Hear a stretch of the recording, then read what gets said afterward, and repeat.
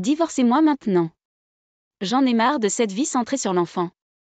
Mike s'est exclamé que j'avais changé depuis notre mariage, montrant son mécontentement. Mais il est naturel que le comportement d'une personne passe d'un amant à un conjoint. D'accord, mais vous le regretterez. Oui. Il applaudit, n'imaginant probablement que des scénarios qui lui convenaient. J'ai regardé Mike, qui était béatement heureux, avec un regard froid. Je m'appelle Emily Johnson, j'ai 32 ans. Je suis mariée depuis 2 ans et j'ai eu un enfant, mais c'est loin d'être une vie heureuse. Mon mari, Mike, n'aide pas du tout à la garde des enfants ou même aux tâches ménagères. Je suis actuellement en congé de maternité, donc je gère seule la garde des enfants et les tâches ménagères. Mais mon congé de maternité est sur le point de se terminer dans environ 3 mois. Si je retourne au travail comme ça, je pourrais m'effondrer de surmenage. J'ai demandé à plusieurs reprises à Mike de l'aider pour la garde des enfants et les tâches ménagères, mais il agit comme si cela ne le regardait pas et insiste pour que je le fasse tout seul. Le manque d'inquiétude de mon mari, qui ne se soucie même pas que je sois épuisée, m'a rendue de plus en plus anxieuse pour notre avenir. Mike et moi travaillions dans la même entreprise, et nous nous sommes retrouvés dans le même département lorsque j'ai été transférée. Il n'a que 2 ans de plus, mais j'admirais Mike, mon patron brillant et confiant. Au fur et à mesure que nous travaillions ensemble, je me suis sentie de plus en plus attirée par lui. Et il semblait qu'il ressentait la même chose, alors qu'il avouait ses sentiments, et nous avons commencé à sortir ensemble. Notre relation s'est bien passée et nous nous sommes finalement mariés. Mais après le mariage, j'ai commencé à me sentir mal à l'aise face à l'attitude et aux actions de Mike. Les choses qui ne me dérangeaient pas pendant notre phase de rencontre ont commencé à me déranger. Mike s'est souvent donné la priorité sans me considérer. Il restait en contact régulièrement, m'offrait des repas et me donnait des cadeaux. Je me sentais bien soignée, mais après mon mariage, son attitude envers moi semblait devenir plus décontractée. Vivre ensemble a rendu cela encore plus clair. Nous n'avions pas vécu ensemble avant de nous marier, et je regrettais de ne pas l'avoir fait. Je pensais que nous pourrions résoudre les problèmes par la discussion, mais c'était trop optimiste. J'avais entendu des histoires sur la vie conjugale de mes parents et de ma sœur, qui étaient déjà mariés avec des enfants. Je croyais que le mariage consistait à s'entraider. Cependant, Mike ne m'aidait pas, même quand j'avais des problèmes. Nous avons d'abord partagé les tâches ménagères pendant que nous travaillions tous les deux, mais il a progressivement commencé à trouver des excuses pour me les imposer. Je savais que son travail était difficile, et au début, j'étais heureux qu'on me fasse confiance.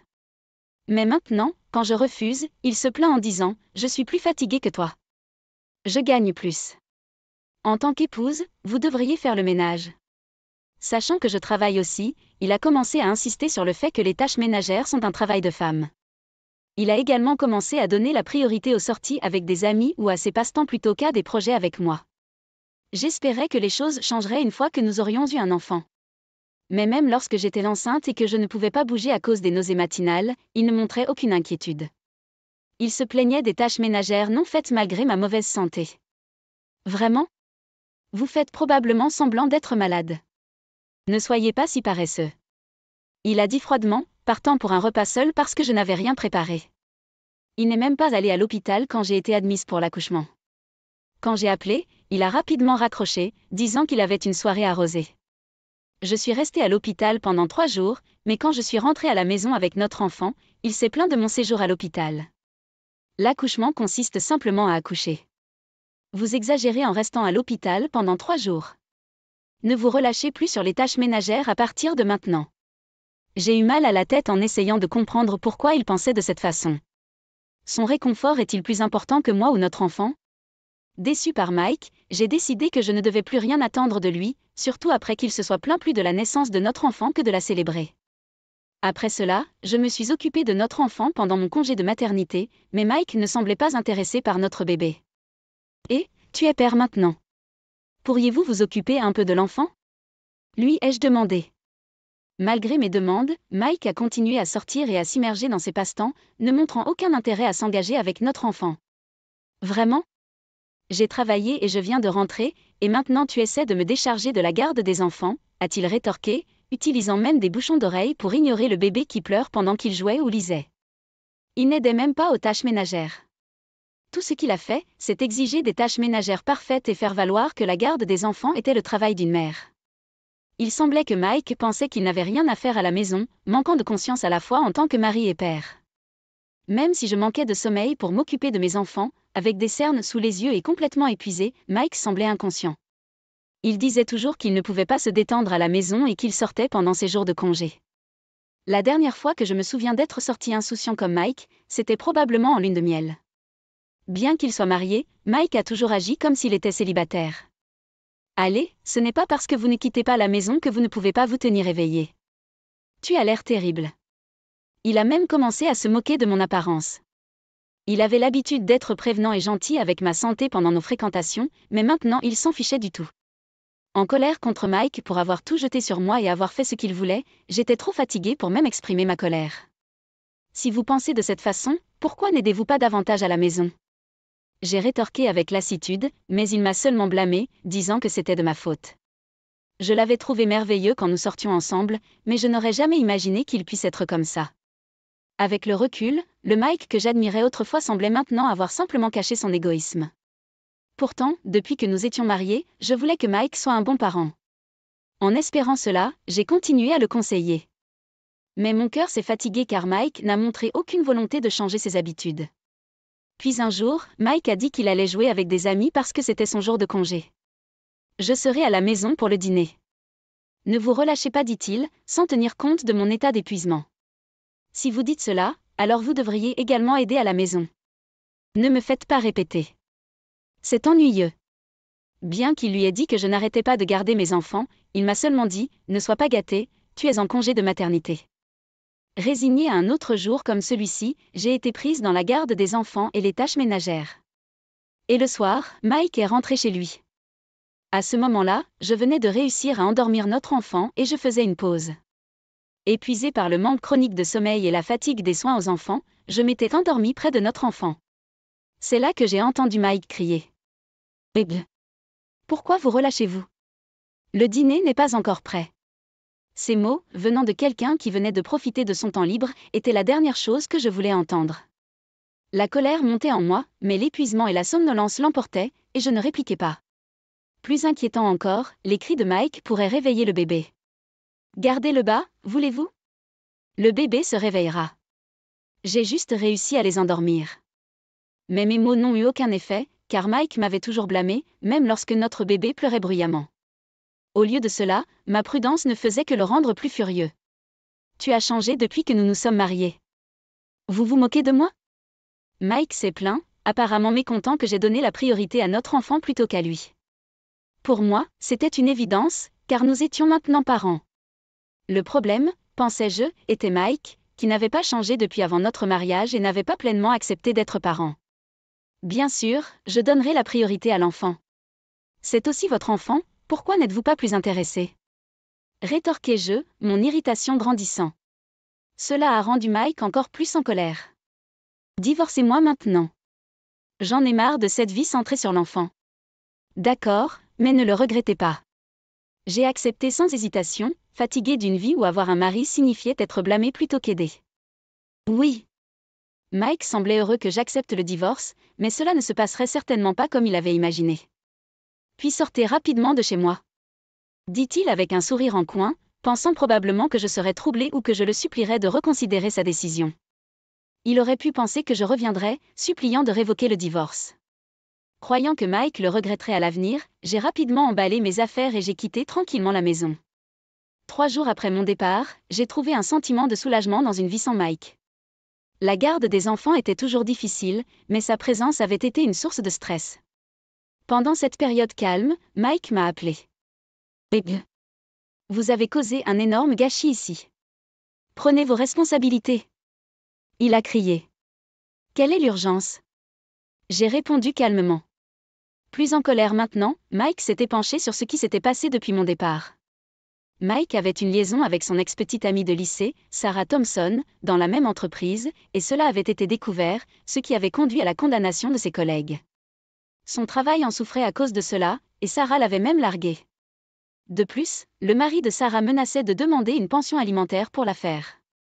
En conséquence, Sarah, ne voulant pas payer de pension alimentaire, a blâmé Mike et a joué la victime. Nous allions tous les deux divorcer et nous marier heureux. Tout cela est de votre faute. Mike m'a blâmé dans un accès de colère déplacé. En réponse à l'explosion de Mike, j'ai ressenti plus d'étonnement que de colère d'avoir été trompée et je suis restée calme. Je connaissais Sarah, l'ex-petite amie de Mike, depuis que nous sortions ensemble.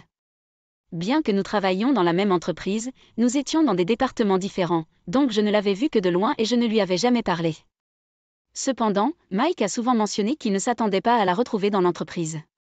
De plus, j'étais au courant de la liaison de Mike avec Sarah depuis le début. La raison en était que le mari de Sarah, David Thompson, était un de mes amis. David et moi étions proches depuis l'école primaire, jouant souvent avec d'autres enfants.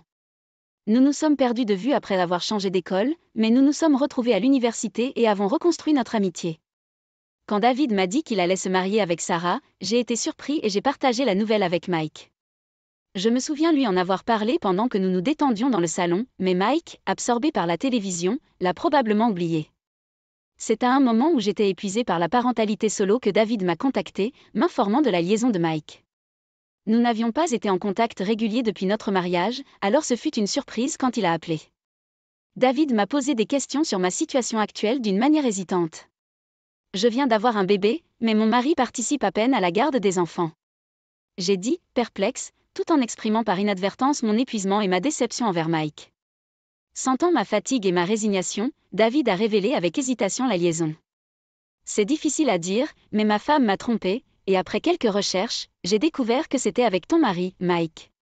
J'ai été informée de la liaison de Mike pour la première fois. Mais au lieu d'être choquée, j'ai ressenti un sentiment de compréhension et mon cœur est resté calme. Mike, qui ne montrait aucun intérêt pour notre enfant et n'avait aucune intention de protéger notre famille, ne me surprendrait pas en ayant une liaison. En fait, j'ai tranquillement réfléchi à mon manque de jugement. Je vois. Maintenant que vous le mentionnez, cela a du sens. J'ai répondu, inébranlable, et j'ai remercié David de me l'avoir fait savoir. Jusque-là, je m'étais sentie obligée d'essayer d'arranger les choses avec Mike car nous étions mariés, malgré son attitude terrible en tant que mari. Mais connaissant l'affaire, j'ai réalisé que je n'avais plus besoin de lutter contre ce conflit. David m'a alors demandé de l'aider à rassembler des preuves de l'affaire. Il voulait rassembler des preuves solides pour les coincer au-delà de tout démenti. Me sentant en colère contre Mike, j'ai accepté le plan de David et j'ai décidé de coopérer, bien que j'aie mes réserves.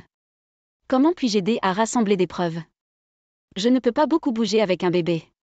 J'ai exprimé mes inquiétudes, considérant la nécessité de continuer à m'occuper des enfants et des tâches ménagères sans éveiller les soupçons de Mike.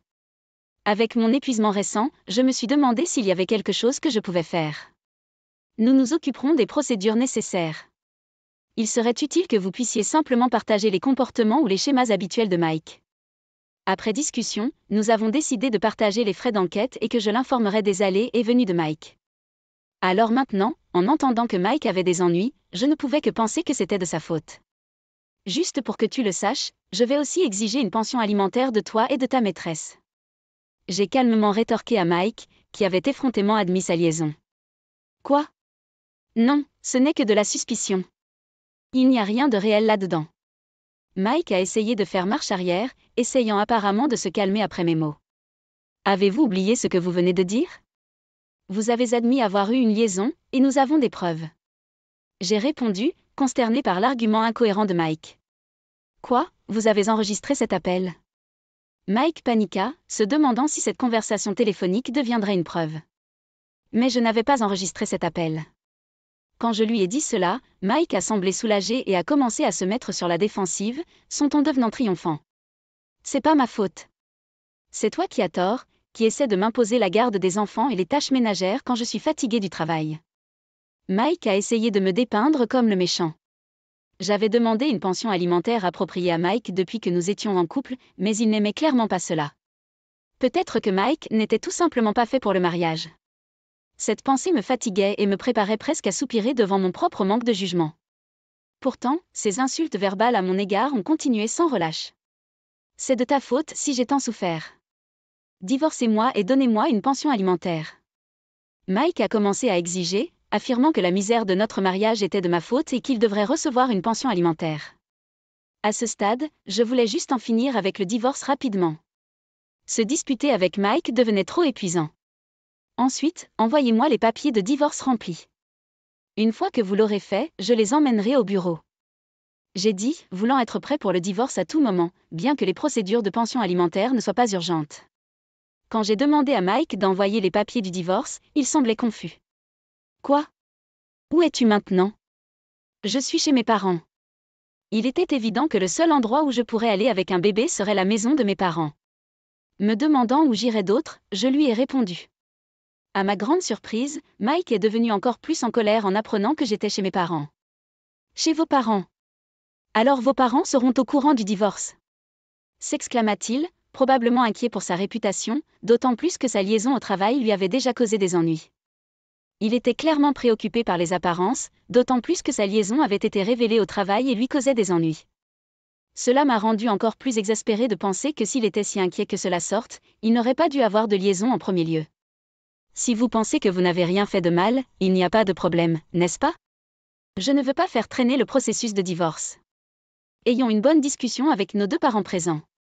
Je ne voulais pas continuer à faire face à Mike, qui avait été déraisonnablement en colère et peu communicatif. Pour éviter toute plainte ou accusation future, j'ai suggéré d'avoir une discussion avec les deux groupes de parents présents comme témoins. Pourquoi devons-nous nous donner tant de mal? Bien sûr, Mike était contre. Eh bien, puisque j'ai des preuves de votre liaison, je ne manquerai pas d'exiger une pension alimentaire et une pension alimentaire. Quoi? Je n'ai pas d'argent à vous donner. La pension alimentaire pour enfants n'est qu'une excuse pour vivre confortablement. Je ne paierai pas un centime. Mike a refusé de reconnaître ses torts et a insisté sur le fait de ne pas perdre d'argent, insistant sur le fait qu'il me ferait payer une pension alimentaire dans tout règlement. Cela a conduit à la décision d'avoir une discussion avec nos deux parents impliqués. Le jour de la discussion, j'ai laissé notre enfant avec ma sœur et je suis allée chez ma belle-famille. Mike a probablement menti à ses parents pour se présenter comme la victime. Anticipant cela, je me préparais efficacement à transmettre les faits. Alors que nous prenions place, Mike a commencé à jouer la victime. Je ne peux plus supporter ce mariage. Je rentre du travail et tu me confies toute la garde des enfants et les tâches ménagères. Et pour couronner le tout, tu m'as trompé. Mike affirma passionnément, comme pour souligner à quel point cela avait été mentalement éprouvant. Je n'ai pas pu m'empêcher d'être impressionné par son audace.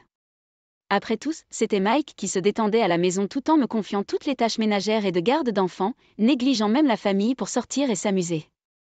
Sa performance était si convaincante que quiconque ne connaissait pas la vérité aurait pu être facilement dupé. Mais ce n'est pas l'histoire que j'ai entendue de notre fille. Êtes-vous vraiment celui qui s'occupait de tous les soins aux enfants et des tâches ménagères? Le portrait de Mike en tant que victime a laissé mon père perplexe et a cherché une confirmation. Oui, c'est vrai. Et quand j'ai demandé de l'aide parce que j'étais fatiguée, elle s'est plainte. Je me suis posé tellement de questions sur son caractère. Mike a continué, saisissant l'occasion de critiquer ma supposée mauvaise attitude. Mais en réalité, c'est Mike qui s'est plaint de ma gestion des soins aux enfants et des tâches ménagères par moi-même. En l'écoutant déformer la vérité avec tant d'audace, je suis resté silencieux. Après que Mike eut fini de dire ce qu'il voulait, l'atmosphère devint inconfortablement tendue. C'est alors que j'ai décidé de riposter, en sortant un enregistreur vocal. Mesdames et messieurs, veuillez d'abord écouter ceci. J'ai écouté l'enregistrement, qui a capturé notre vie quotidienne. On pouvait y entendre Mike utiliser un langage grossier à mon égard lorsque je demandais de l'aide et dire que la garde des enfants et les tâches ménagères étaient un travail de femme. Quoi? Arrêtez ça! Mike a paniqué, mais mes beaux-parents l'ont retenu. J'ai ensuite présenté des photos comme preuve de l'infidélité de Mike. Il montrait Mike et Sarah, bras liés, dans des situations qui n'étaient clairement pas seulement amicales. Qu'est-ce que c'est? Avez-vous pris ces photos en secret? Mike, le visage rouge de colère, claqua du poing sur la table et se leva. Alors, vous admettez l'affaire? J'ai rapidement répliqué à l'accusation de Mike de prendre secrètement des photos. Surpris par ma réponse, Mike s'est empressé de trouver des excuses. Non, ce n'est pas comme ça. Ces photos ne sont pas réelles. Vous devez les avoir fabriquées pour qu'ils correspondent à votre récit. Bien qu'il ait été réprimandé par ses parents, Mike a refusé d'admettre son infidélité, continuant à marmonner des excuses. Dégoûté par son comportement, j'ai fait écouter un autre enregistrement. Celui-ci a capturé Mike et Sarah parlant mal de moi et David, discutant de leur projet de divorce et de remariage. Vous avez toujours été habile à trouver des excuses. Vous avez poussé la garde des enfants et les tâches ménagères sur Emily et vous n'avez pas fait votre part. Il semblait que mes beaux-parents avaient vu à travers les mensonges de Mike. Il était logique qu'il soit resté silencieux et ait écouté attentivement pendant tout ce temps. Cependant, Mike, toujours pas prêt à accepter la défaite, a continué à marmonner des excuses malgré les réprimandes de ses parents. Voyant son comportement, j'ai décidé de faire jouer un autre enregistrement. On pouvait y entendre Mike et Sarah dire du mal de moi et David, discuter de leur projet de divorce et de remariage. J'ai épousé un homme riche qui m'écoute, mais je te préfère, Mike. David est juste un gars ennuyeux. Ma femme est toujours harcelante et elle ne se soucie pas de moi. Je n'aurais jamais dû l'épouser, rit Mike d'un air moqueur. Leurs parents, en écoutant cela, regardèrent Mike avec de la colère dans les yeux. Comment pourriez-vous faire cela tout en ayant une famille ? Mike, intimidé par la présence imposante de son père, recula en gémissant. Mon beau-père était policier et avait un physique fort, ce qui ajoutait un ton imposant à sa voix et à son comportement en colère. Compte tenu de sa profession, mon beau-père avait une forte aversion pour la malhonnêteté. Cette fois, il semblait particulièrement furieux. Désespéré d'échapper à la présence intimidante de mon beau-père, Mike s'est tourné vers moi, s'accrochant à du soutien. Je comprends. J'avais tort. À partir de maintenant, je ne vous imposerai plus la garde des enfants et les tâches ménagères, et je ne tricherai pas. Alors s'il vous plaît, pardonnez-moi. Mike a dit qu'il voulait recommencer, mais bien sûr, je ne pouvais pas croire de tels mots. J'ai soupiré et j'ai dit à Mike. Vous avez souvent dit que j'avais changé depuis que nous nous sommes mariés. Mais quand nous sommes devenus un couple, je voulais que nous nous aidions mutuellement. De plus, il est normal que les parents donnent la priorité à leur enfant lorsqu'ils en ont un. Je lui ai expliqué en termes simples à quel point il avait été difficile pour moi de m'occuper seule des enfants et des tâches ménagères et comment je ne pouvais pas continuer avec quelqu'un qui n'avait pas de responsabilité parentale. Je vais changer mes habitudes à partir de maintenant. Mike a dit désespérément, les larmes aux yeux, me regardant comme s'il implorait le pardon. Les larmes aux yeux, j'ai expiré tranquillement et j'ai regardé Mike droit dans les yeux en disant, oui, eh bien, alors divorçons. Quoi ? Pourquoi ? Mike semblait surpris car il ne s'attendait probablement pas à ce que j'envisage le divorce sur la base des avertissements que j'avais donnés pendant notre mariage. Il devait avoir une vision assez optimiste, pensant que je voulais toujours être avec lui. De plus, même s'il semblait avoir des remords maintenant, je savais qu'il ne ferait que répéter les mêmes erreurs. Malgré mes innombrables demandes dans le passé, Mike les avait toujours ignorées et m'avait blâmé. J'avais perdu toute confiance en Mike à ce moment-là. Pourquoi ? Je t'aime toujours, n'est-ce pas ? Je n'accepterai pas un divorce. Mike protesta, mais toutes les personnes présentes le condamnèrent silencieusement. Après avoir blessé notre précieuse fille comme ça, penses-tu que nous te pardonnerons ? Nous ne la confierons pas à quelqu'un qui ne la protégera pas. Nous n'aurons plus rien à faire avec vous. Mes parents parlaient calmement, mais leurs mots étaient remplis non seulement de colère mais aussi de déception. En fait, j'avais mis l'appel avec Mike sur le haut-parleur avant de répondre. Bien qu'il ait demandé à mes parents de ne pas intervenir. En entendant les accusations et le ton blâmant de Mike, mes parents sont devenus furieux et ont insisté sur le fait de ne pas lui pardonner. Puisque mes parents étaient aussi un couple de travailleurs qui partageaient les responsabilités de garde d'enfants et de tâches ménagères. Ils semblaient mépriser encore plus Mike pour m'avoir confié toutes les responsabilités ménagères. Néanmoins, Mike a tenté de s'accrocher à nous, ce qui n'a fait qu'alimenter la colère de mon beau-père. Suivant les conseils de ma belle-mère, nous avons quitté la maison de ma belle-mère. Je suis vraiment désolée, même si des excuses ne peuvent pas tout compenser. Émilie, il vous a causé tant d'ennuis. Ma belle-mère a dit, avec un sentiment de remords. Elle avait été femme au foyer, elle semblait donc s'excuser d'avoir approuvé l'idée qu'une femme devrait s'occuper uniquement des tâches ménagères en raison de son éducation. Cependant, il n'est pas normal de rabaisser les femmes avec de telles déclarations. De toute évidence, c'était un problème avec Mike individuellement, pas avec mes beaux-parents. Vous n'avez rien fait de mal. Tu t'occupais de moi et tu m'as beaucoup aidé. S'il vous plaît, ne vous blâmez pas. Je l'ai rassuré. Je n'ai pas tenu mes beaux-parents responsables de la situation. Alors, j'ai dit ça à ma belle-mère et j'ai quitté leur maison. Par la suite, par l'intermédiaire d'un avocat, j'ai réclamé une indemnisation à Mike et Sarah. Les preuves de leur liaison étaient solides, donc le montant était assez substantiel. De plus, j'ai demandé une pension alimentaire à Mike. Il a résisté, mais mes beaux-parents ne l'ont pas permis. Par conséquent, l'indemnisation et la pension alimentaire pour enfants ont été payées comme il se doit. De plus, il semble que les deux aient été pris en flagrant délit d'utilisation abusive des ressources de l'entreprise, et pas seulement d'avoir une liaison au travail. Après que Mike et moi ayons commencé à travailler à différents endroits après notre mariage, il a fréquemment rencontré Sarah au sein de l'entreprise. Ils ont intensifié leurs activités, croyant qu'ils ne se feraient pas prendre. Cependant, leur liaison a été enregistrée sur les caméras de surveillance de l'entreprise. En conséquence, tous deux ont été licenciés de leur emploi. Comme Mike vivait dans un logement de fonction, il a été expulsé et a essayé de compter sur ses parents, mais sa belle famille en colère ne l'a pas permis. Maintenant, il a du mal à joindre les deux bouts, payant seul ses frais de subsistance, ses indemnités et sa pension alimentaire. J'ai entendu dire que Sarah avait également été expulsée de sa maison et ne pouvait pas compter sur ses parents, ce qui l'a conduite à une vie difficile. Considérant comment il s'était rabaissé et s'était livré aux dépens des autres dans le passé, je pensais qu'ils obtenaient leur juste dessert. Quant à moi, avec le soutien de mes parents, j'élève mon enfant avec diligence. Je n'ai plus à tout faire moi-même, donc même si être parent est difficile, j'ai plus d'espace mental pour respirer. Je peux bien dormir la nuit maintenant, et les cernes sous mes yeux ont disparu. David, lui aussi, mène une vie paisible après le divorce. Au début, j'avais une opinion favorable de Mike, mais quand je regarde en arrière, je me rends compte qu'il était confiant mais égoïste, et que les signes de ce résultat étaient là. Tout en réfléchissant à mon mauvais jugement, je veux faire de mon mieux pour que notre enfant grandisse en bonne santé. Je m'appelle Emily. J'ai des filles jumelles et un mari nommé Joshua. Je suis devenue mère au foyer après mon mariage, me consacrant à l'éducation de nos enfants. Joshua a à peine participé à l'éducation des enfants. Et il y avait une raison à cela. Je voulais un garçon, pas une fille. Et pourquoi des jumeaux? C'est juste ma malchance. Ne parlez pas comme ça. Nos filles sont adorables, non? Je suis PDG, vous savez?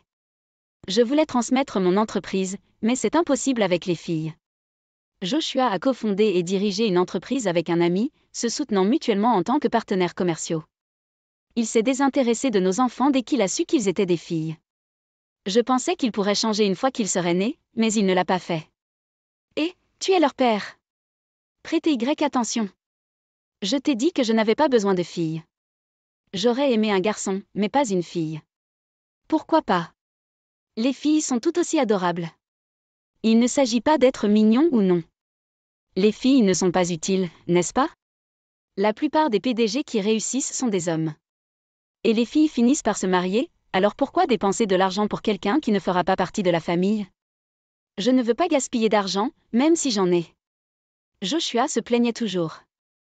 Réalisant que se disputer était futile, j'ai cessé de lui demander de l'aide. Il aidait aux tâches ménagères, mais cela s'est arrêté après la naissance de nos filles. Et il a commencé à se plaindre encore plus. Qu'est-ce que c'est pour le dîner? Je fournis l'argent, et c'est tout ce que vous pouvez gagner? Je pense que c'est à peu près. Ma famille servait plus de plats chaque jour. Et votre cuisine est toujours fade.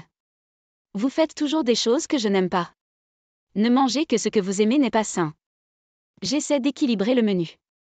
Je ne me soucie pas de l'équilibre. Je fais juste ce que j'aime. Le dîner d'aujourd'hui n'est pas comestible. Je mange au restaurant. Qu'en est-il des restes? On s'en fout? Jetez ces ordures. Joshua n'a pas hésité à crier devant nos filles. Il semblait avoir peur de lui. J'en avais marre de cette vie, mais j'avais une raison pour laquelle je ne pouvais pas partir. Je n'avais pas l'argent pour subvenir seul aux besoins de mes filles. Je ne voulais pas inquiéter mes parents, donc je ne pouvais pas leur demander de l'aide. Mais une fin inattendue est arrivée. J'emménage avec ma maîtresse enceinte à partir de demain. Vous et les filles, qui m'êtes inutiles, sortez. Joshua a ramené une jeune femme à la maison et m'a dit ceci. J'étais sans voix. La femme, au début de la vingtaine, était beaucoup plus jeune que Joshua, 35 ans. Souriant et se tenant le ventre, dit-elle. Désolée, mais je suis enceinte, alors s'il vous plaît, laissez Joshua. J'aurais des ennuis si vous disiez soudainement quelque chose comme ça. J'ai aussi des filles. Vous avez des filles, n'est-ce pas? Mais Josué voulait un fils, et je porte son fils. Il veut s'occuper de mon fils, pas de vos filles. D'accord, je me fiche de vous trois. Je vais te payer, alors divorce de moi. Il m'a tendu des papiers de divorce avec son nom déjà dessus. Je suis restée là, incapable de réagir. Je te choque, mais c'est de ta faute d'avoir des filles. Et les filles? Ils ne sont que deux. Agacé, Joshua m'a jeté un grand sac. Ce sac contient 200 000 $ pour la pension alimentaire pour enfants et la pension alimentaire. Vous êtes heureux tant que vous avez de l'argent, n'est-ce pas? J'aimerais avoir de l'argent aussi. Ne t'inquiète pas, Diana. Je t'achèterai tout ce que tu veux à partir de maintenant. Je n'aime que toi et le bébé dans ton ventre. Yay! Alors qu'ils affichaient leur affection devant moi. J'ai décidé de divorcer de Joshua. Je ne pouvais plus supporter d'être avec lui. D'accord. Divorçons. Joshua sourit joyeusement à mes paroles. Ensuite, j'ai fait mes valises et j'ai ramené mes filles chez mes parents. Ils ont été choqués par notre retour soudain, mais après m'avoir expliqué, ils m'ont encouragé. Je n'arrive pas à croire que cela se soit produit. Pourquoi ne nous avez-vous pas parlé plus tôt? Je ne voulais pas t'inquiéter. Tu as toujours été si prévenant. C'est vraiment impardonnable ce que Joshua a fait. Je n'aurais jamais pensé qu'il serait le genre de personne à trahir Emily et les filles de manière aussi flagrante. Dois-je donner à Joshua un morceau de mon esprit? Non, je ne veux plus rien avoir à faire avec lui. Je comprends votre inquiétude, cependant. Bien. Je n'avais jamais parlé de Joshua à mes parents auparavant. Ils avaient été heureux de notre mariage, il était donc difficile de parler de lui. Joshua, en tant que PDG, avait une bonne image publique. Mes parents ont donc été assez choqués d'apprendre sa vraie nature. J'ai décidé de me reposer chez mes parents pendant un certain temps. Comme je ne pouvais pas compter sur eux pour toujours, j'ai commencé à travailler dans une entreprise que mon père m'a présentée. J'ai été embauchée comme employée à temps plein avec un salaire décent. Avec les 200 000 $ de Joshua, je n'avais pas à me soucier de l'argent. Peu à peu, j'ai commencé à me sentir mieux et les souvenirs de Joshua se sont estompés. Il s'est remarié avec Diana peu de temps après notre divorce. Je ne voulais plus entendre parler de lui, alors j'ai ignoré les rumeurs. Puis un jour, à l'improviste, Joshua m'a appelé. J'ai d'abord ignoré ses appels, mais il a continué à appeler, alors j'ai finalement répondu. Quoi? Oh, enfin! Joshua était paniqué. Et criait au téléphone. Merde! J'ai été trompée par cette femme. Vous voulez dire Diana? Oui. Je pensais qu'elle allait avoir un garçon, mais il s'est avéré que c'était une fille. Vous ne le saviez pas avant la naissance du bébé? Non, le bébé a toujours été une fille. Elle m'a montré de fausses images d'échographie sur Internet. Elle a menti pour m'épouser. Eh bien, cela signifie que Diana voulait vraiment t'épouser. N'est-ce pas une chose heureuse? Prenez bien soin d'elle et du bébé. Ce n'est pas le but. Joshua continua à fulminer. Je voulais raccrocher. Mais il a continué à parler. Il m'a dit des choses que je ne savais pas. Mais honnêtement, je m'en fichais. Elle ne m'aimait pas, elle aimait mon argent. Elle a menti sur le fait que le bébé était un garçon juste pour m'épouser. Mais le bébé est toujours à vous, n'est-ce pas? Oui. J'ai enquêté et il s'avère que le bébé est à moi. Alors vous devriez prendre vos responsabilités et l'élever. Être parent est difficile, mais vous devriez travailler avec Diana. Mais Diana s'est enfuie. Quoi? J'ai été choquée d'entendre cela. Quand j'ai écouté son histoire, elle a révélé que Diana s'était enfuie après que ses mensonges aient été exposés. Laissez le bébé derrière soi. J'ai dépensé plus de 200 000 $ pour elle, je lui ai même acheté une voiture. Quel dommage. Maintenant, je suis fauchée. Elle a pris toutes mes économies. Je ne peux pas vous aider avec ça. Vous devriez travailler dur à partir de maintenant. Babe. Tu es mon ex-femme. Ne pouvez-vous pas montrer un peu d'inquiétude? Pourquoi me soucierais-je de mon ex-mari qui m'a trompée et expulsée? Honnêtement, je pense que vous avez eu ce que vous méritiez. Quoi? Quand êtes-vous devenu si effronté?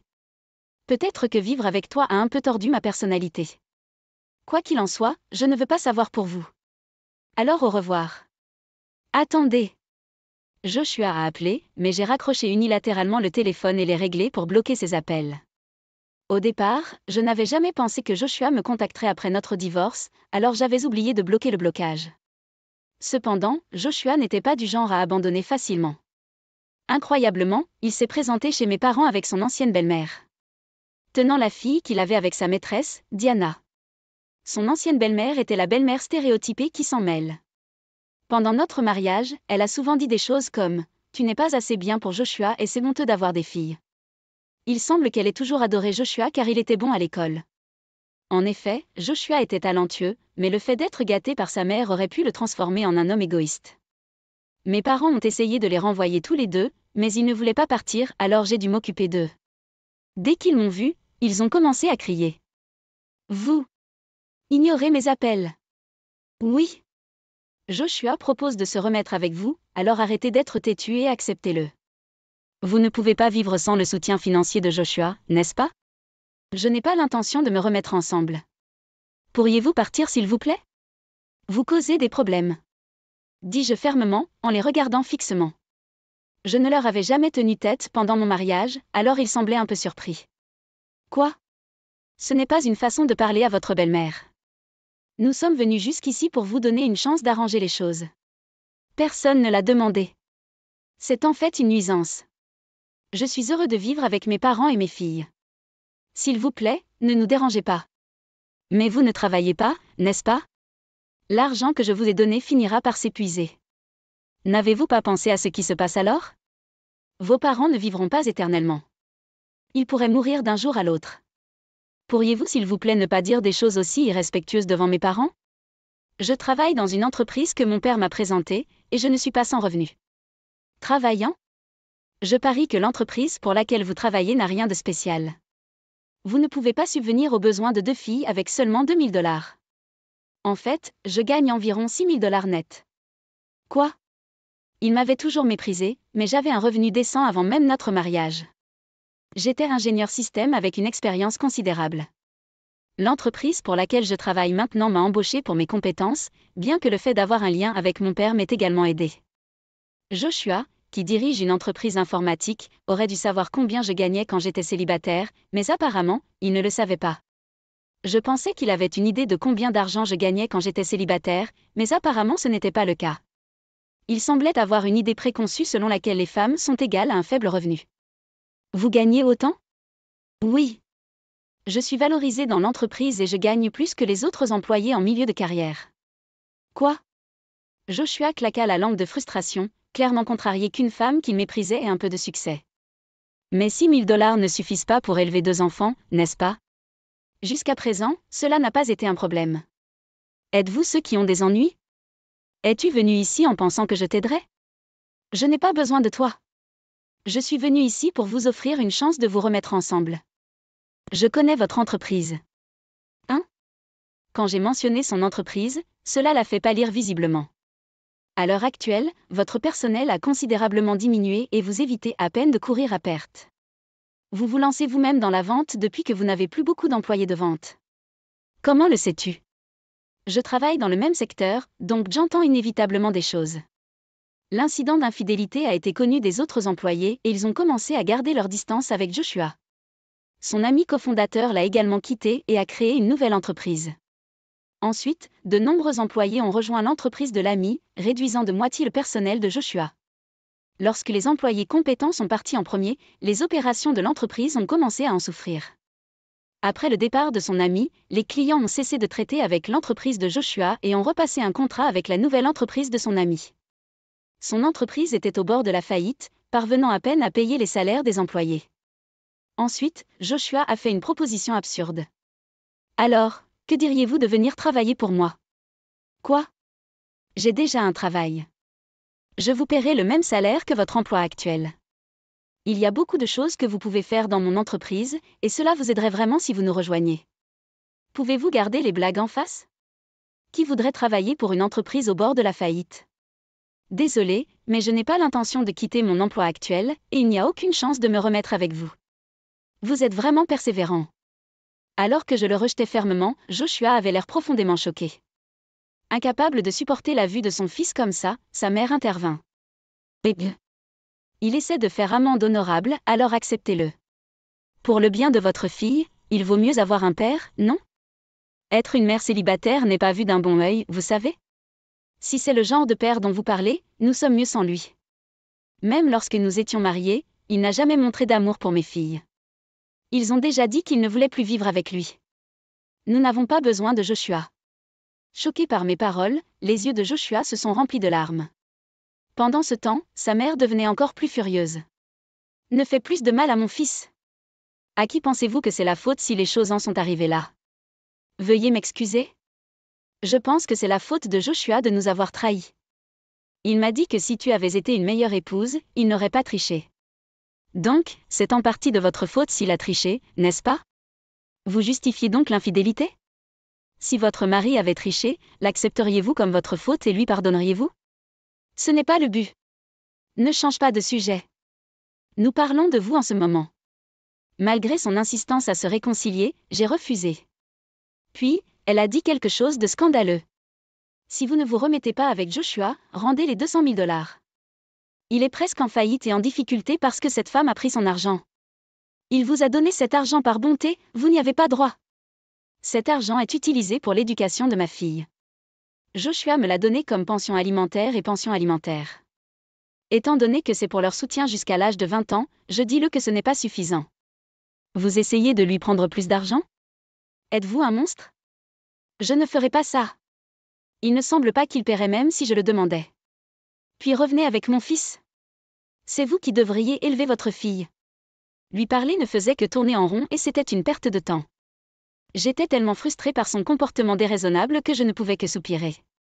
Mes parents s'énervaient contre eux parce qu'ils ne partaient pas. Pouvez-vous partir maintenant? Nous n'avons rien à discuter avec vous. Arrêtez de vous mêler de la vie de notre fille. Nous ne voulons pas que nos filles et petites-filles vivent avec des gens aussi déraisonnables. S'il vous plaît, partez. Comment osez-vous dire que les parents de votre fille sont déraisonnables? Comme un parent, comme un enfant, je vois. C'est notre ligne. Qui crie fort dans la maison de quelqu'un d'autre, surtout un dimanche matin. C'est vous qui manquez de bon sens. Il était environ 8 heures du matin un dimanche. Ils étaient arrivés vers 7 heures du matin et nous parlions depuis près d'une heure. Alors que je me demandais quoi faire, mes filles sont arrivées par derrière. Ils dormaient mais se sont réveillés à cause du bruit à la porte d'entrée. Papa et grand-mère? En les voyant, les filles firent une grimace de dégoût. Ils n'aimaient pas seulement leur père mais aussi leur ancienne grand-mère, qui ne leur montrait jamais d'affection et avait toujours des remarques sarcastiques. La mère de Joshua, comme Joshua, avait voulu un garçon pour la succession. En voyant ses filles, Josué, déjà découragé, s'accrocha à elle. Ça fait un moment. Je suis venu vous chercher tous les trois. Vous m'avez manqué tous les deux. Il parlait avec un sourire forcé mais les filles ne répondaient pas. Ils l'ont juste regardé avec des visages sérieux. Quoi? Qu'est-ce que tu fais ici? Je suis venu vous voir. Vous devez être heureux de voir votre père après une si longue période, n'est-ce pas? Joshua essaya de sourire et de les engager, mais il n'allait clairement pas être d'accord. Les yeux des filles étaient froids comme de la glace. Maman a dit que nous ne vivions plus avec papa, n'est-ce pas? On nous a dit que nous n'avions pas à le revoir. Vous ne vouliez pas voir votre père? Nous ne voulons pas. Il est toujours méchant avec maman. Et nous n'aimons pas grand-mère non plus, elle fait toujours pleurer maman. Quoi? Des enfants si impudents. C'est pourquoi je n'aime pas les filles. Les filles ne sont tout simplement pas aimables. C'est pourquoi nous n'aimons pas quand vous dites toujours des filles ceci, des filles cela. Grand-mère, tu es aussi une femme, n'est-ce pas? Si les femmes sont mauvaises, cela signifie-t-il que grand-mère est mauvaise aussi? L'ancienne belle-mère a été réduite au silence par l'argument de ma fille. Incapable de répliquer. Alors Josué essaya de nouveau de leur parler. Si tu vis avec papa, je t'achèterai tout ce que tu veux. Vous vouliez un ensemble de jeux, n'est-ce pas? Nous avons reçu le jeu de grand-mère donc nous n'en avons pas besoin. Eh bien, que diriez-vous d'un jeu vidéo alors? Il arrive pour Noël, donc nous n'en avons pas besoin non plus. Ne dites pas des choses aussi tristes. Si vous êtes avec votre père, vous pouvez avoir tout ce que vous voulez. Vous les filles, vous avez beaucoup de choses que vous voulez, n'est-ce pas? Même si nous voulons des choses, nous ne voulons pas de papa. Si cela signifie vivre avec papa, nous n'avons pas besoin de jouets ou de jeux. Qu'est-ce que ça veut dire? Joshua rétrécissait visiblement car il était rejeté par ses filles. Puis ils sont soudainement partis et sont revenus, prenant des mesures surprenantes. Sors, méchant monstre qui fait du mal à maman. Il est temps de vaincre le méchant monstre. Les filles avaient apporté des poupées et avaient commencé à les lancer sur Joshua et sa mère. Imitant une scène qu'ils ont vue à la télévision où les méchants étaient saupoudrés de sel. Arrêtez ça, tous les deux. Grand-mère se met en colère. Grand-mère est toujours en colère. Partez simplement. Bande de gamins. Je ne me retiendrai pas juste parce que vous êtes des enfants. L'ancienne belle-mère s'est mise en colère, essayant de les attraper. Mon père est intervenu, l'empêchant de frapper les filles. Comment osez-vous traiter mes petites filles comme ça? C'est de leur faute s'ils ont lancé quelque chose. Vous et votre famille n'êtes pas éduqués. Je prendrai ces enfants et les éduquerai correctement. La mère de Joshua a essayé de prendre de force les filles, qui étaient fortes jusqu'à présent, mais s'est mise à pleurer. Quelque chose ne va pas? J'ai levé les yeux pour voir notre voisin debout à la porte, attiré par les pleurs. Il ne connaissait pas Joshua et son ancienne belle-mère. Après que j'ai brièvement expliqué la situation, il les a réprimandés en notre nom.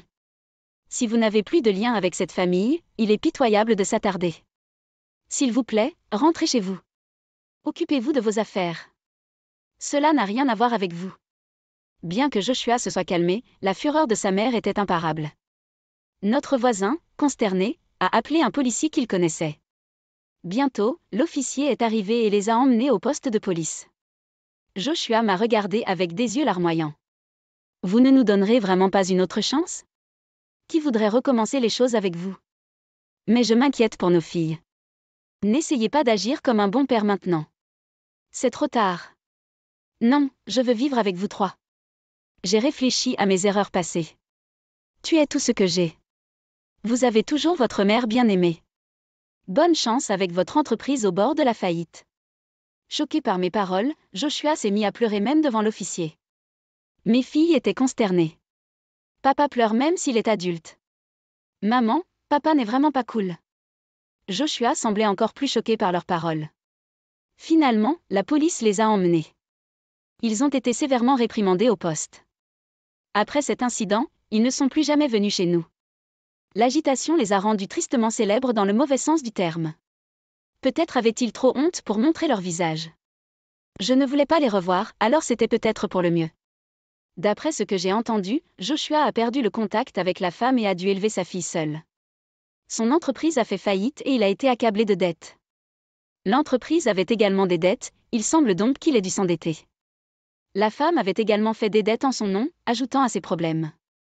Mon ancienne belle-mère, s'étant rangée du côté de Joshua, a été abandonnée par son mari. Elle a divorcé et a été expulsée de la maison. Plus tard, mon ancien beau-père s'est excusé. Un homme sensé, contrairement aux deux autres. Il avait grondé Joshua quand nous avions décidé de divorcer. Maintenant, Joshua et sa mère vivent ensemble. Il s'en sortait à peine avec elle qui s'occupait de l'enfant et lui qui travaillait à temps partiel. Compte tenu de son âge, il est peu probable qu'elle puisse continuer beaucoup plus longtemps. Quant à moi, je vis paisiblement avec mes parents et mes filles. Voir mes filles grandir est ma plus grande joie. Le travail se déroule bien et je suis engagée avec un sentiment d'accomplissement. Je veux continuer à aller de l'avant, en me souvenant toujours d'être reconnaissant envers ceux qui... Après une longue période, nous avons enfin eu une matinée de vacances ensoleillée. Alors que j'étendais la literie, j'ai entendu des palours s'approcher. John et Emily entrèrent dans le salon. Tous deux portaient beaucoup de choses et haletaient, mais en me voyant, ils ont souri et ont lâché une bombe. Nous emménageons avec vous à partir d'aujourd'hui. Si vous n'aimez pas ça, divorcez et partez. Abasourdi, je les ai regardés commencer à étaler leurs affaires dans le salon. Puis, Sarah est entrée, l'air désolée, et j'ai parlé doucement.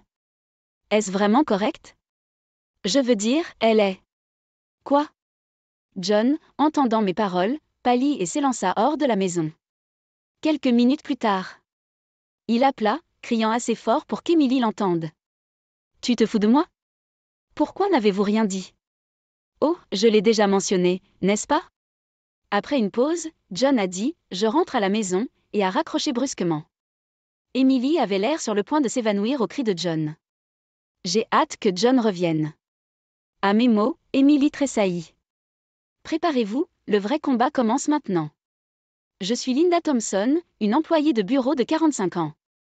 L'année dernière, j'ai été transférée dans un service avec beaucoup d'heures supplémentaires, ce qui a conduit à des journées mouvementées. J'ai épousé John quand j'avais 40 ans. Nous nous sommes rencontrés lors d'une fête de fin d'année de l'entreprise où John était invité. J'étais son hôtesse, et nous nous sommes bien entendus car nous venions de la même ville natale.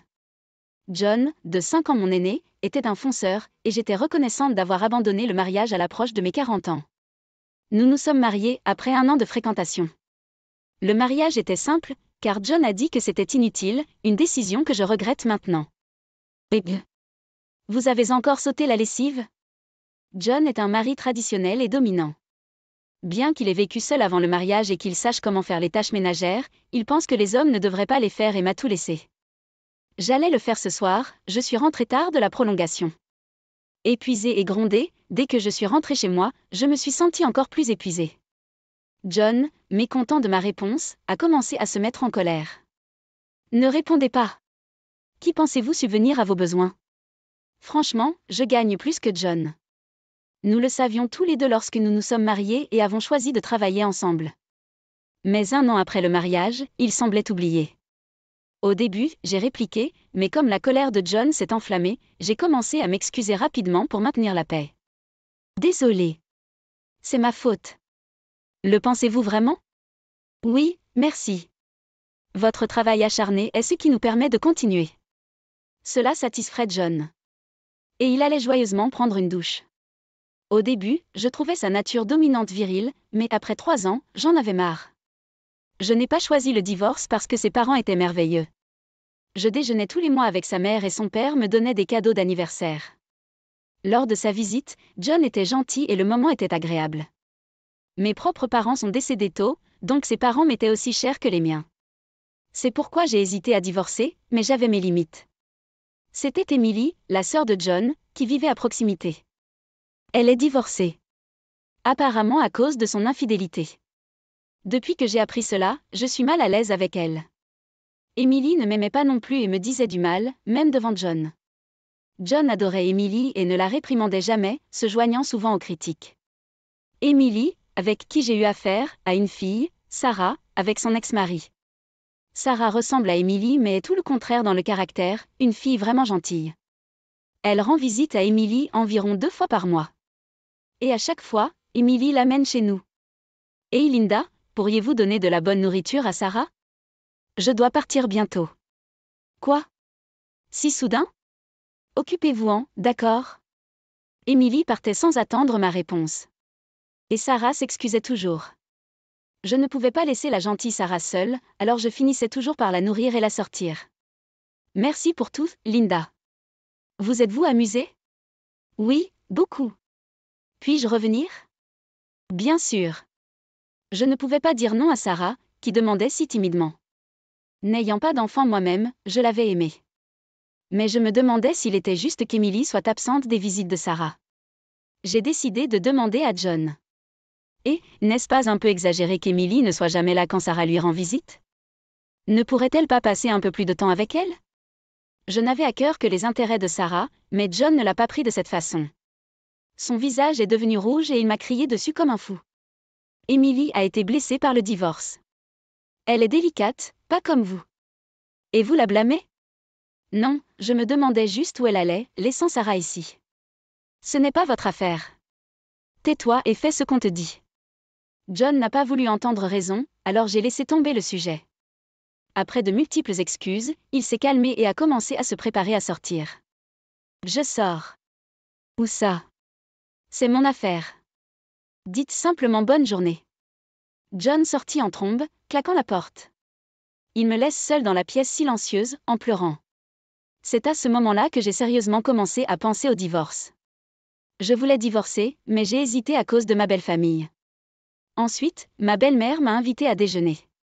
John m'a averti avant de partir. Où allez-vous pendant votre jour de congé? Je vais déjeuner avec ta mère. N'évoquez pas Emily avec maman. Pourquoi pas? Je ne comprenais pas ce que je voulais dire, alors je lui ai demandé à nouveau. Ensuite, John a semblé irrité et a commencé à crier. Ne le faites pas, êtes-vous si dense? Allez-y, mais ne mentionnez pas Emily. Il m'a poussé hors de la maison, sans attendre ma réponse. Confus, j'ai rencontré ma belle-mère pour le déjeuner. Emily reste avec vous, n'est-ce pas? Quoi? Tu savais? Je suis désolée, ma chère. Ma belle-mère s'est excusée, disant que Sarah lui avait dit que j'étais accablée. Emily est obsédée par une boîte de nuit ou un casino, et très endettée. Dettes? C'est juste. On dirait qu'elle a pas mal de dettes. J'étais choquée. Emily s'habillait toujours avec des vêtements de marque lorsqu'elle lui rendait visite. J'ai raconté cela à ma belle-mère, qui avait l'air encore plus troublée. Nous avons coupé les liens avec elle. Vous devriez aussi couper les liens. John ne fait que la gâter. Elle a révélé que même lorsque l'infidélité d'Emily a été révélée, John l'a blâmée sur son ex et a même remboursé certaines de ses dettes. John était trop protecteur envers sa sœur. On m'a dit qu'il avait repris des dettes dans le passé, ce qui m'a complètement ouvert les yeux. Je pense divorcer de John. Désolé d'être dérangeant. Ce n'est que justice. Je vais t'aider. Elle m'a tenu la main et j'ai planifié mon divorce. En pensant à ce que serait ma mère si elle était encore en vie, j'ai décidé de commencer à planifier le divorce. Il fait tout discrètement pour éviter que John ne s'en aperçoive. J'ai essayé de lui parler des dettes d'Emily, mais il n'a pas voulu écouter. J'ai perdu toute affection pour lui, qui m'a crié dessus. Avec l'aide de ma belle famille, j'ai rassemblé des preuves et appris des vérités choquantes. Il ne restait plus qu'à fixer une date pour le déménagement final, et ce jour est arrivé de manière inattendue. Par une matinée de vacances ensoleillée tant attendue. Pendant que j'aérais la literie, j'ai entendu des pas précipités. John et Emily entrèrent dans le salon, tous deux chargés de sacs, haletant lourdement. En me repérant, ils ont souri malicieusement et ont lâché une bombe. Nous emménageons avec vous à partir d'aujourd'hui. Si vous n'aimez pas ça, divorcez et partez. Abasourdi, je les ai regardés commencer à étaler leurs affaires dans le salon. Puis, Sarah, l'air penaud, les a suivis, m'incitant à parler doucement. Est-ce vraiment correct? Je veux dire, elle. Quoi? John, entendant cela, pâlit et s'enfuit hors de la maison. Quelques minutes plus tard, il a appelé. Criant si fort que même Emily pouvait entendre. C'est un non-sens. Pourquoi n'avez-vous rien dit? Oh, je l'ai déjà mentionné, n'est-ce pas? Après un bref silence, John a craqué, je reviens, et a brusquement raccroché. Emily avait l'air sur le point de s'évanouir au cri de John. J'ai hâte que John revienne. À mes mots, Emily frissonna visiblement. Préparez-vous, le vrai combat est sur le point de commencer. À son retour, John confronta Emily. Emily. Qu'en est-il des dettes? Je ne savais rien à ce sujet.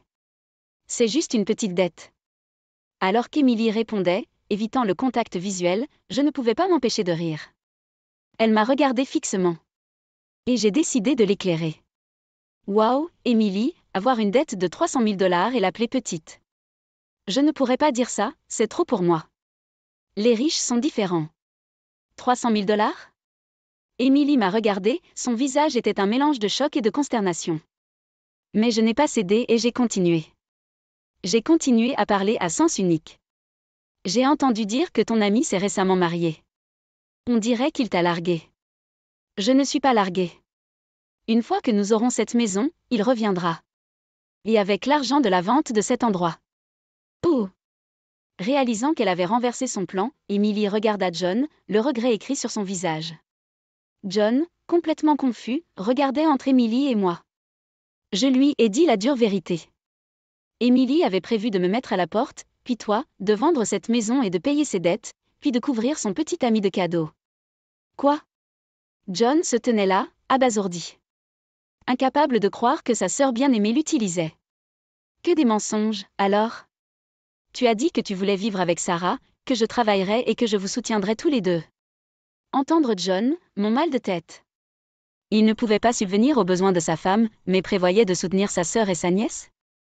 Emily répondit avec défi. Tu n'es qu'un distributeur automatique de billets pour moi, John. Une fois que nous aurons vendu la maison, je pourrai retourner vers lui. Ne voulez-vous pas m'aider? ATM. Qu'est-ce que c'est? Tais-toi.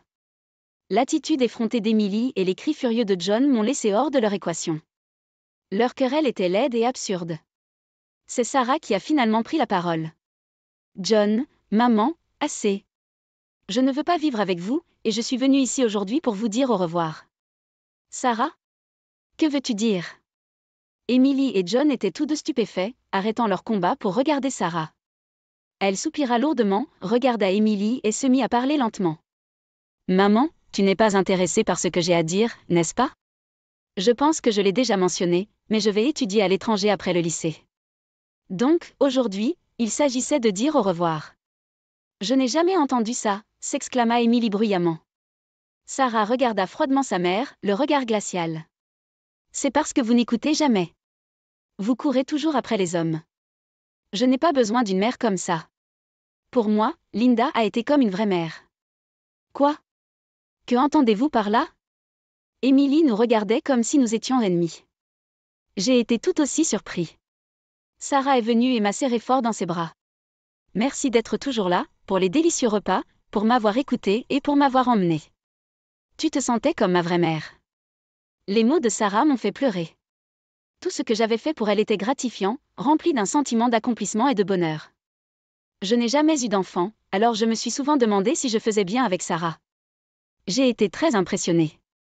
Sarah. J'ai été si heureux de t'avoir. Faites de votre mieux là-bas, d'accord?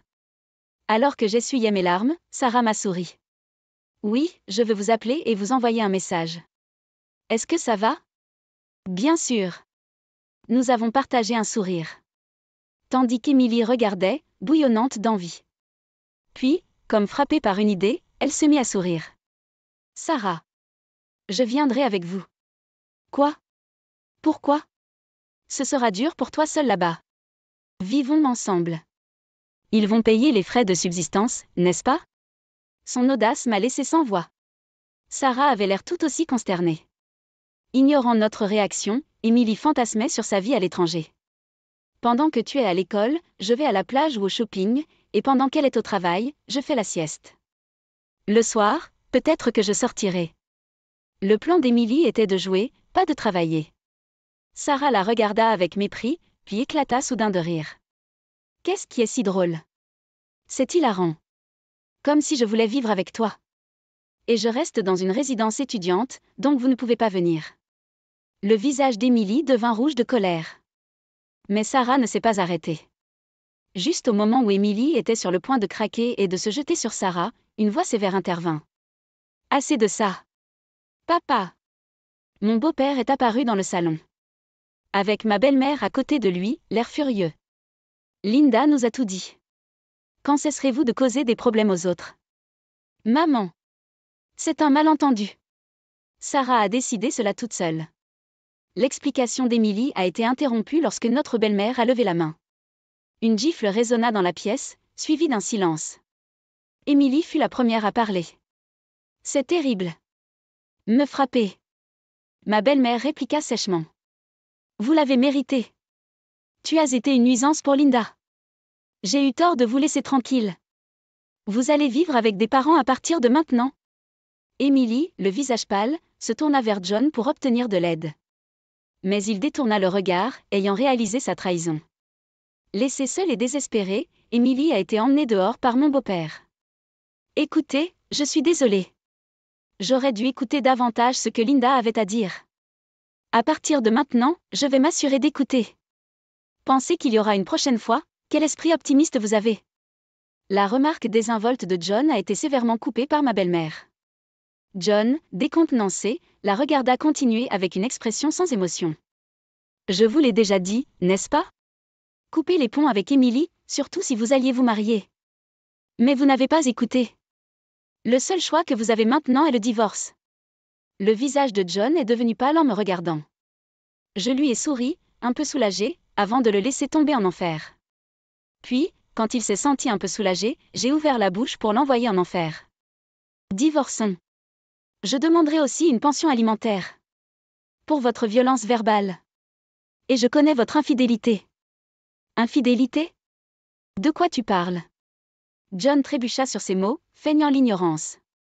C'était pathétique de penser que je l'ai jamais trouvé fiable. J'ai sorti plusieurs photos de mon sac. Vous connaissez cette femme, n'est-ce pas? M'avez-vous espionné? C'est de votre faute si vous faites des choses qui valent la peine d'être espionnées, n'est-ce pas? Quoi? John, sans place pour la discussion, resta silencieux, l'air vaincu. J'ai étalé les papiers devant lui et je lui ai fait signer. Une fois que tout a été finalisé, j'ai parlé à John avec un sourire. Merci pour tout. Mais, pour être honnête, je gagnais plus, je faisais toutes les tâches ménagères et je gérais tout le reste. C'est moi qui ai pris soin de vous. Alors, prenez soin de vous. Et n'oubliez pas les paiements. John n'avait rien à dire en réponse. J'ai dit au revoir à ma belle-mère et j'ai quitté notre maison. Mes affaires seraient récupérées plus tard et j'avais prévu de passer la nuit dans un hôtel voisin après avoir déposé Sarah chez elle. La chambre était magnifique, le lit moelleux. Un espace où il n'y a personne à redire. Cette nuit-là, j'ai retrouvé ma liberté pour la première fois en 5 ans. Le lendemain, j'ai officiellement demandé à un avocat de procéder à notre divorce. Ma belle-mère s'est excusée et m'a assuré que John transférerait la pension alimentaire complète dans la semaine, ce qu'il a fait. John avait donné la plupart de ses économies à Emily, alors mes beaux-parents ont couvert la pension alimentaire. Et a dit qu'il s'assurerait que John les rembourse intégralement. John a perdu son emploi, avec Emily, a été envoyé vivre chez un autre parent. Il dirige un ranch et il a travaillé dur tous les jours sans interruption. S'échapper est impossible pour lui car il n'a jamais conduit sur des routes de montagne auparavant. Bien que je pense que c'est difficile pour lui, je ne le plains pas. La maîtresse de John s'est avérée être une employée de boîte de nuit qui le considérait comme un client comme les autres. Elle ne savait même pas qu'il était marié et s'est excusée auprès de moi. Il lui a même rendu les sacs de marque qu'il lui avait donnés, que j'ai vendus et utilisés pour des déjeuners avec Sarah. Emily s'est retrouvée avec des parents près de la mer, travaillant dur dès l'aube tous les jours. Son apparence autrefois bien entretenue s'est détériorée. Apparemment, elle travaille sur la dette de pension alimentaire qu'elle devait au père de Sarah, que les parents ont dû couvrir. Je ne peux qu'espérer qu'elle changera d'avis, ne serait-ce qu'un peu. Sarah, quant à elle, est allée avec succès à l'étranger et profite de sa vie en dortoir. Elle s'est fait une amie proche et prévoit de l'emmener aux États-Unis pendant une longue pause. Elle m'a demandé s'il pouvait rester chez moi et faire du tourisme, ce que j'ai accepté avec joie. Quant à moi, la vie est occupée comme d'habitude. Mais tellement mieux sans que quelqu'un ne se plaigne tout le temps. Rien que cela me fait me sentir très différent. Bien que ma vie soit bien remplie, je passe une vie très épanouissante. J'ai même commencé à voir le père de Sarah, un homme gentil avec des intérêts similaires. C'était un gars très gentil et nous avons échangé nos coordonnées. Comme nous parlions de Sarah, nous avons commencé à sortir ensemble. Nous partagions des passe-temps et des goûts, alors le simple fait d'être avec lui me met à l'aise. Nous nous sommes rapprochés, et c'est un réconfort que je n'ai jamais eu avec John. Sarah est ravie de nous et a demandé en plaisantant quand nous nous marierions. Je n'ai pas réfléchi aussi loin, mais qui sait ce que l'avenir nous réserve. Pour moi, Sarah est comme une vraie fille. Sarah le pense aussi. J'espère que nous pourrons devenir une vraie famille un jour. Avec cet espoir, je me rends au travail chaque jour, impatient de voir ce que l'avenir